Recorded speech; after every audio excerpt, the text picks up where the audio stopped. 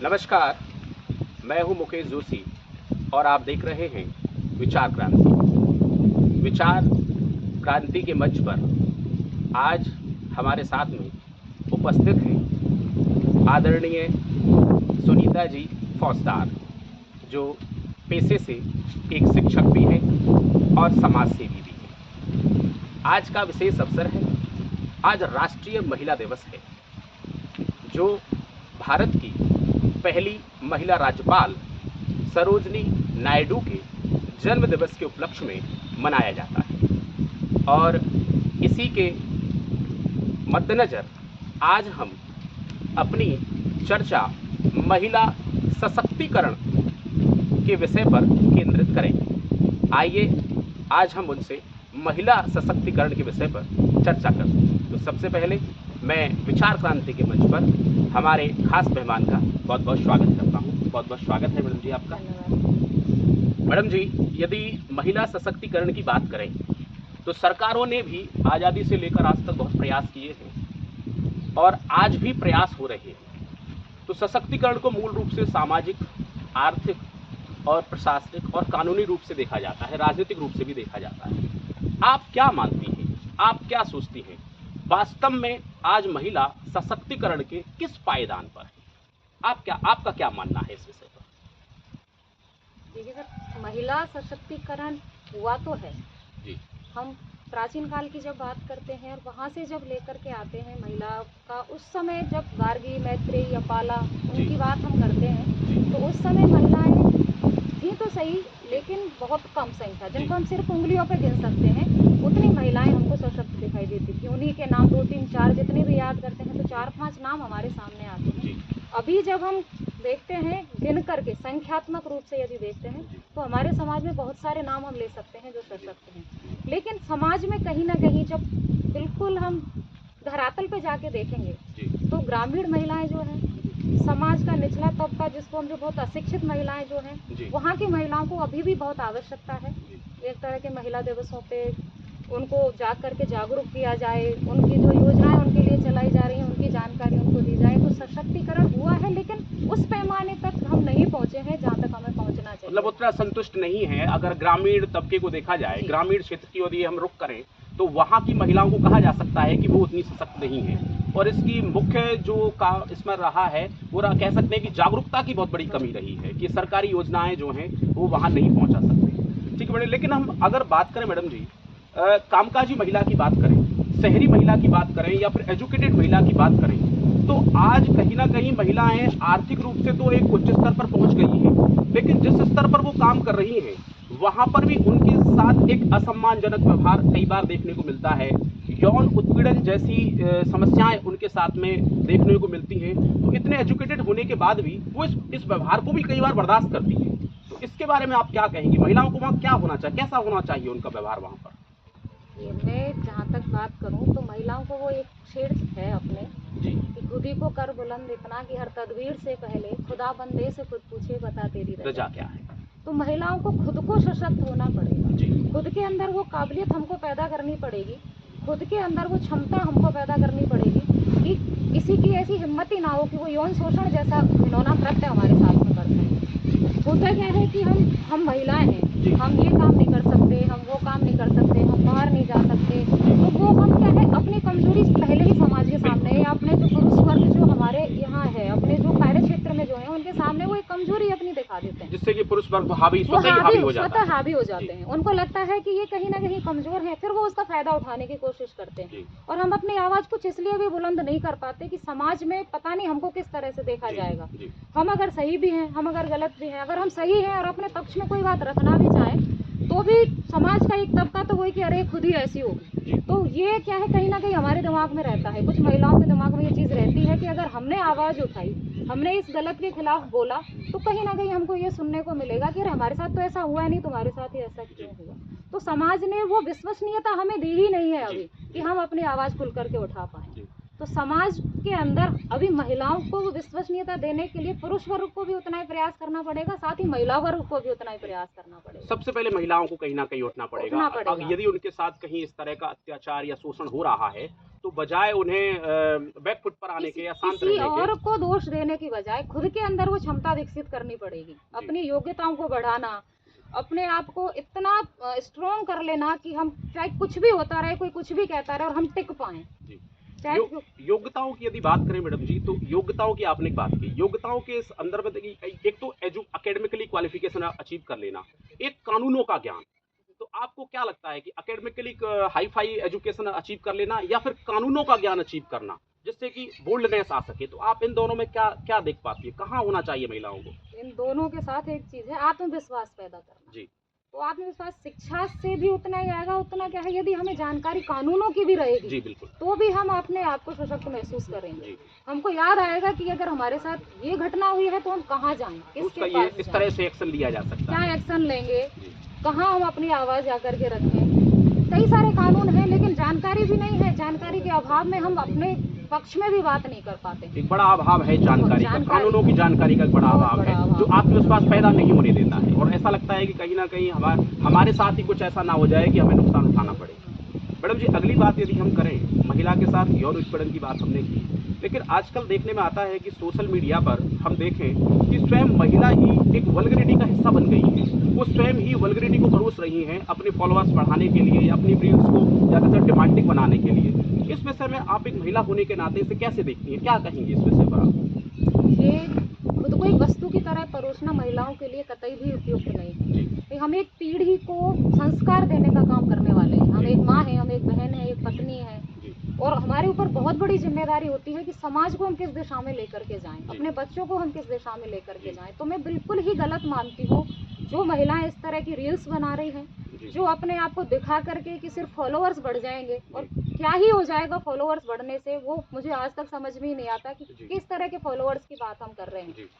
वो सम्मान हमको क्या है ऐसे नहीं मिलेगा। हम बात तो कर रहे हैं समानता की, सम्मान की, और फिर हम परोस रहे हैं क्या उनके सामने, तो सम्मान पाने के लिए हमको उस स्तर तक जाना भी पड़ेगा। तो अपने कपड़े उतार करके और अपने अंग प्रदर्शन करके या कोई भी गलत बात बोल करके और सिर्फ कुछ फॉलोअर्स बढ़ाने के लिए हम अपना नैतिक पतन कर दें, तो वो कतई उचित मैं नहीं मानती। महिलाओं को अपने सम्मान के लिए खुद ही खड़ा होना पड़ेगा। सम्मान क्या है, कोई ऐसी वस्तु नहीं है जिसे मांग लिया जाए। सम्मान क्या है, कमाना पड़ता है, और सम्मान कमाने के लिए कहीं ना कहीं कोई ना कोई आहुति भी देनी पड़ती है। उसके लिए खुद को खपाना भी पड़ता है, उसके लिए खुद को उस स्तर तक रखना पड़ता है कि कोई आपको देखे और आपके लिए श्रद्धा, आपके लिए सम्मान का भाव उसके अंदर पैदा हो जाए। तो उसके लिए अपने जो पुराने संस्कार हैं वो हमको बचा करके रखने ही होंगे, तभी हम अगली पीढ़ी में उनको हस्तांतरित कर पाएंगे। तो पुराने नैतिक मूल्य और संस्कारों की आपने बात की कि उन्हें कहीं ना कहीं महिलाओं को अपने अंदर आत्मसात करना होगा, तब जाकर हम वास्तविक जो सम्मान महिलाओं का रहा है, या जो कहना चाहिए जो हम पढ़ते हैं उन महिलाओं के बारे में,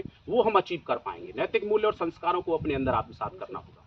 अच्छा मैडम जी, अगर हम बात करें, आप स्वयं एक शिक्षिका हैं और कामकाजी हैं, और घरेलू महिला और एक कामकाजी महिला, इन दोनों के जीवन की चुनौतियों में कितना अंतर आप देख पाती हैं? कुछ अंतर है या फिर कोई अंतर नहीं है, क्या देख पाती हैं?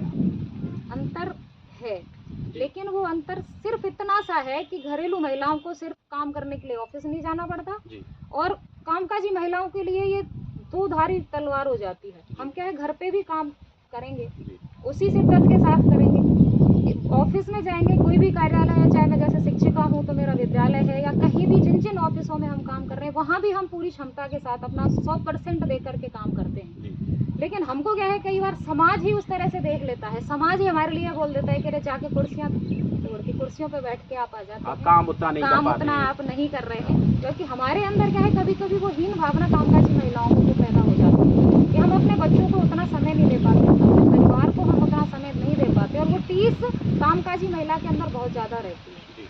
और घरेलू महिलाओं को देखें तो उनके सामने आर्थिक रूप से जो स्वतंत्रता नहीं होती, वो उनकी सबसे बड़ी चुनौती होती है। वो समस्या कामकाजी महिला के साथ नहीं है। वो आर्थिक रूप से स्वतंत्र खुद को महसूस करती हैं, पैसा कमा रही हैं तो उसको खर्च करने में, परिवार के लिए कोई निर्णय लेने में उनकी भूमिका रहती है। लेकिन जो कामकाजी महिला नहीं है, घरेलू जो महिलाएं हैं, गृहिणी जो हैं, उनको अपने परिवार के लिए निर्णय लेने में उतना सक्षम नहीं माना जाता। तो चुनौतियाँ दोनों तरफ हैं, दोनों के लिए हैं, बराबर हैं, और उन चुनौतियों को समझ करके अपने अपने स्तर पर प्रयास करना पड़ेगा। ठीक है, ये बहुत अच्छी बात है कि दोनों की अपनी अपनी चुनौतियां हैं और दोनों को अपने स्तर पर उन चुनौतियों से निपटना पड़ेगा। ठीक है महिला जी, आपने अभी एक बात करी मैडम जी कि आर्थिक रूप से सशक्तिकरण की, तो आप तो स्वयं शिक्षिका हैं, इसमें आर्थिक रूप से सशक्त हैं। महिलाएं, ग्रामीण महिलाएं यदि आर्थिक रूप से सशक्त होना चाहें तो आप उन्हें क्या सुझाव देंगे? किस तरह से वो अपने आप को आर्थिक रूप से सशक्त कर सकती है, खासतौर से ग्रामीण महिलाएं? उनके पास भी बहुत सारे ऑप्शंस रहते हैं, जैसे कि सिलाई का व्यवसाय है, उसके लिए पढ़ाई लिखाई होने की या बहुत ज़्यादा ज्ञान की और ऐसी कोई आवश्यकता केवल नहीं दस्तकार होने की आवश्यकता है। उसके लिए आपको लगातार अभ्यास करने की आवश्यकता पड़ती है, तो वो काम वो कर सकती है। बाकी मैं तो यही मानती हूँ कि जो घर में भी रह रही हैं वो ये बहुत बड़ा उत्पादन का कार्य खुद ही बहुत करती हैं। अभी हम जैसे कोई काम वाली अगर लगाते हैं तो कितने ही सारे पैसे, कितने ही रुपए हमको उनको देने पड़ रहे हैं, वो अपना काम खुद कर रहे हैं, तो उत्पादक कार्य तो वो करती ही। साथ में यदि पैसे कमाने की बात करें तो खेतों में काम भी खूब महिलाएं मजदूर हैं, कर रही हैं, वो भी अपने आप में आर्थिक रूप से सशक्त होने के लिए कर रही हैं। परिवार के लिए कहीं ना कहीं वो भरण पोषण की में अपनी सहायता देती ही है। एक ब्यूटिशियन का कोर्स ऐसा है, वो महिलाएं अगर चाहें और बच्चियां जो गांव में हैं वो चाहें तो उस कोर्स को करने के बाद में जैसे मेहंदी लगाना है, उसमें ब्यूटी पार्लर चलाना है, वो भी बहुत अच्छे से कर सकते हैं। गांव में जैसे दुकान करना है तो वो बहुत कमी रहती है, पूरे संसाधन भी नहीं मिल पाते, तो वो प्रयास वो कर सकते हैं, वो भी बहुत अच्छा है। इन सब से वो आर्थिक रूप से सशक्त हो सकते हैं। मैडम जी, अभी हमने बात की इन सब चीज़ों के बारे में। आप सरकारी स्तर पर देखें, सरकार के स्तर पर देखें और प्रशासन के स्तर पर देखें, विभिन्न योजनाएं चलाई गई हैं। आप कितना संतुष्ट हैं इन सरकारी कामकाजों से जो महिलाओं को सशक्त करने के लिए बनाए गए हैं? आप कितना संतुष्ट अपने आप को पाते हैं, या फिर कहीं कोई गुंजाइश और भी है? योजनाएं तो बहुत हैं जी, पर उन योजनाओं को महिलाओं तक पहुंचाना वो एक बड़ी चुनौती है। ये सबसे बड़ी चुनौती है। जानकारी का अभाव बहुत ज्यादा है।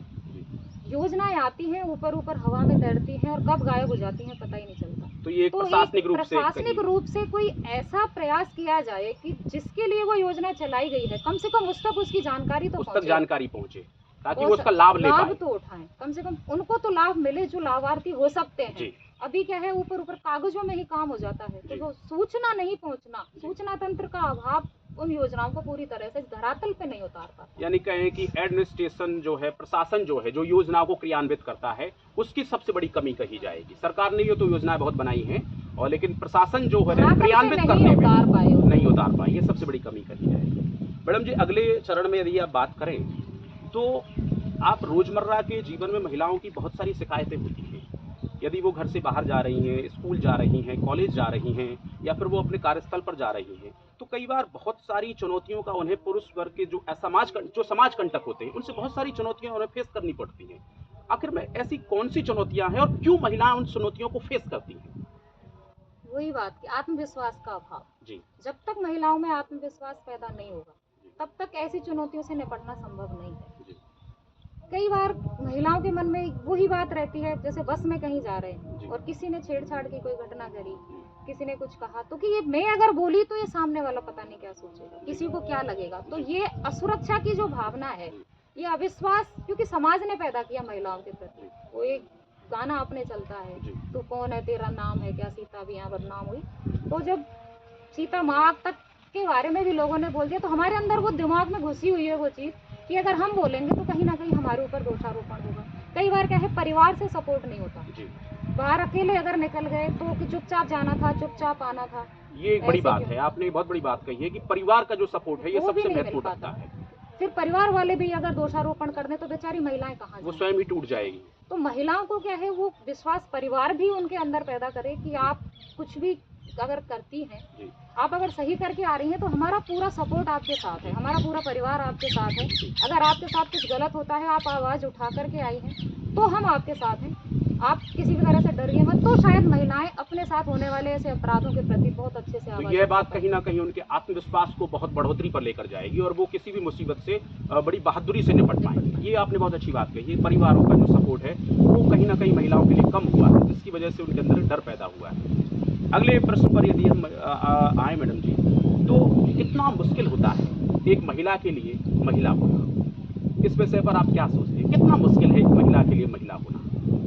पुरुष प्रधान समाज है, तो महिलाओं के लिए कुछ अलग से ही जैसे हमारा बना हुआ है कि ये जो काम है घर के महिलाओं के ही हैं, महिलाएं ही इनको करेंगी। जी बच्चों के लिए खाना बनाना है, उनको तैयार करना है। जी कई बार ऐसा होता है कि महिलाओं की तबीयत भी खराब है जी और तब भी उनको ही वो काम करने हैं। जी और हमारे घर में बड़ी बुजुर्ग जो महिलाएं हैं, जी। उनका जो माइंड सेटअप है वो पुराना वाला ही है जी। कि अगर बेटे ने साथ में काम किया बहू के, जी। तो उनको ऐसा लगेगा कि अरे हमने तो कभी नहीं करवाया, आप क्यों करवा रहे हो, आप क्यों ट्रेडिशनल वैसे या कर रहे हैं। कंजर्वेटिव एक अप्रोच वहाँ वो पर दिखती है। रूढ़िवादी जो सोच है, जी। वो रूढ़िवादी सोच बहुत बड़ी चुनौती है हम हाँ। लोगों के सामने। वो जब तक हम समान नहीं रखेंगे व्यवहार, जब तक पुरुष हमारा सपोर्ट नहीं करेंगे, तो हम क्या जी। कामकाजी भी हैं। अब तो बहुत सारी महिलाएं बाहर जा जी रही जी हैं, तो वो एक बहुत गलत व्यवहार सा लगता है कि तबीयत भी खराब है फिर भी हमको ही खड़े होकर काम करना पड़ता है। हम अपना भी ध्यान नहीं रख पा रहे हैं। घर में कुछ अच्छा हुआ तो कि ये फलाने का बेटा है, तो आएगा पुरुष का नाम। जी। बच्चों ने कुछ गलत कर दिया कि अरे मैया ने कुछ ना सिखाया, जी। अपनी सामान्य भाषा में होता है, तो जी। वहाँ आता है महिला का नाम। जी। तो इस तरह का क्या है, उस सोच से कहीं ना कहीं हमको बाहर निकलना पड़ेगा। तो एक फैमिली कोऑपरेशन उस तरह का होना बहुत चाहिए बहुत जहाँ आवश्यक है, जिससे तो कि वो उस चुनौतियाँ हमारे लिए पुरुषों की अपेक्षाएं अभी ज्यादा हैं। तो समाज में जब तक पुरुष प्रधानता से हम थोड़ा सा बाहर नहीं निकलेंगे, मैं ऐसा नहीं कहती कि महिलाओं को समान होना है कि रात में अगर पुरुष बाहर जा रहे हैं तो हम भी बाहर ही घूमेंगे, वो बिल्कुल भी मतलब कॉन्सेप्ट नहीं होना मैं चाहिए उचित उस नहीं तरह का। मानती हूँ कि महिला के लिए स्वच्छंद होना बिल्कुल आवश्यक नहीं है। क्योंकि सुरक्षा भी क्योंकि हमारी ईश्वर ने हमको ऐसा बनाया है, ईश्वर ने हमको कोमल बनाया है, उसने कुछ गुण हमें अलग से दिए हैं, तो वो ध्यान हमको रखना पड़ेगा। हम एक परिवार की इज्जत है तो वो ध्यान भी हमको रखना पड़ेगा। पुरुषों की तरह हम बाहर कम कपड़ों में नहीं घूम सकते, नहीं ही घूमना चाहिए, क्योंकि ईश्वर ने हमारा शारीरिक सौष्ठव उस तरह का नहीं बनाया कि हम पुरुषों के ऊपर भारी हो जाए। पुरुषों को थोड़ा कठोर बनाया गया है, महिलाओं को कोमल इसीलिए बनाया गया है कि उनमें भावनाएं ज्यादा हैं। हम क्या है, साइकोलॉजिकली कहें या इमोशनली कहें, हम बहुत ज़्यादा डीप होते हैं, बहुत ज़्यादा सोचते हैं, बहुत ज़्यादा कोमल होते हैं, भावनाएं हमारे अंदर बहुत ज़्यादा हैं। तो समानता की बात उस स्तर पे मैं नहीं करना चाहती कि महिलाएं बिल्कुल ऐसे हो जाएं कि हमको बराबर का हक चाहिए।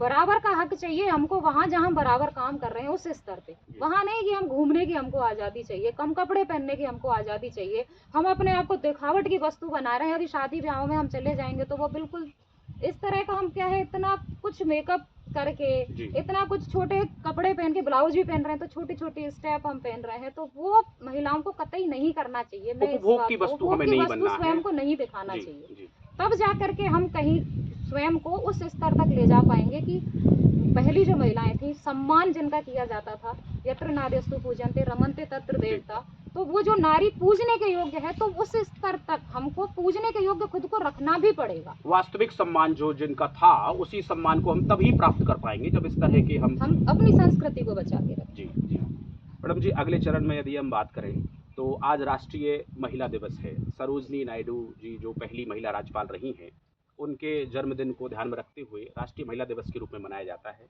आज इस अवसर पर आप राष्ट्रीय महिला दिवस को कैसे देखती है? केवल औपचारिकता है या फिर वास्तव में ये जो दिवस आते हैं, चाहे वो राष्ट्रीय महिला दिवस हो, चाहे 8 मार्च को आने वाला अंतर्राष्ट्रीय महिला दिवस हो, ये कुछ निहितार्थ हैं या फिर केवल इनकी एक औपचारिकता है? किस रूप में आप इन्हें देखती हैं इन दिवसों को? इनके निहितार्थ हो सकते हैं, यदि इनको सभी महिलाओं के बीच में ले जाया जाए तो निहितार्थ जो है उसको पूरा किया जा सकता है। लेकिन हम सिर्फ क्या कर रहे हैं, ऊपर ऊपर दिवस आया, मनाया और बस छुट्टी हो गई, उसके बाद हम ध्यान ही नहीं रख रहे कि क्या है। एक दिन ही, सिर्फ एक दिन ही क्यों तय हो महिलाओं के लिए? जब साल में 365 दिन है तो 365 दिन ही महिलाएं हो या पुरुष हो, हर दिन उनका सम्मान किया जाना चाहिए। सिर्फ एक दिन नियत नहीं किया जा सकता। एक दिन को हम ऐसे ले सकते हैं कि इस दिन कुछ स्पेशल प्रोग्राम अगर सरकार चलाए, गांव में बिल्कुल नीचे स्तर तक जाए और वहां जाकर के महिलाओं को उनकी जो योजनाएं हैं उनके लिए जो जो सरकार कार्यक्रम चला रही है उनके बारे में बताए। या कुछ ऐसी महिलाएं हैं जो बहुत ज्यादा टैलेंटेड हैं लेकिन उनका टैलेंट बाहर निकल के नहीं आ रहा, कोई उनको तो प्रतिभाएं कहीं ना कहीं से ढूंढ करके लाने का काम, यदि इन दिवसों को ऐसे कुछ कार्यक्रम चला दिए जाए तो इन दिवसों को मनाने का कोई औचित्य होगा। बाकी तो इनकी सिर्फ आया गया। अब राष्ट्रीय बालिका दिवस की बात करें तो शायद 1% ही महिलाएं शायद ऐसी होंगी जिनको पता होगा कि राष्ट्रीय बालिका दिवस भी कभी मनाया जाता है, कोई सा दिन ऐसा है। 8 मार्च को तो क्या है, अभी सोशल मीडिया पे स्टेटस लगने लग गए, तो अंतर्राष्ट्रीय, तो इसीलिए उसको थोड़ा बहुत जानते हैं। बाकी इन दिवसों में आए गए वाला हो रहा है तो नेतार्थ तो सत्य तो तभी होगा, सार्थकता तभी है जब वास्तव में महिलाओं तक पहुंच बन जाए। यानी कि इनके बारे में जागरूकता हो और महिलाओं के लिए कोई विशेष कार्यक्रम नीचे तक पहुंचाया जाए और इम्प्लीमेंटेशन उनका हो, तब जाकर इनकी सार्थकता कही जाएगी। आज हमारी वार्ता राष्ट्रीय महिला दिवस के उपलक्ष्य में हमारे बीच में विराजमान महिला शिक्षिका आदरणीय सुनीता जी फौजदार जी के साथ में आपने सुनी। ऐसे ही सारगर्भित विचारों को हम पुनः विशिष्ट अवसरों पर बहुत जल्द आपके समक्ष लेकर उपस्थित होंगे। आपसे पुनः अनुरोध, उन्नत किस्म के विचारों को आगे तक पहुंचाने के लिए हमारे चैनल विचार क्रांति को फॉलो करें और हमसे जुड़े रहें। अगली बार नए मेहमान के साथ, नए विचारों के साथ पुनः उपस्थित होंगे। तब तक के लिए बहुत बहुत धन्यवाद। नमस्कार।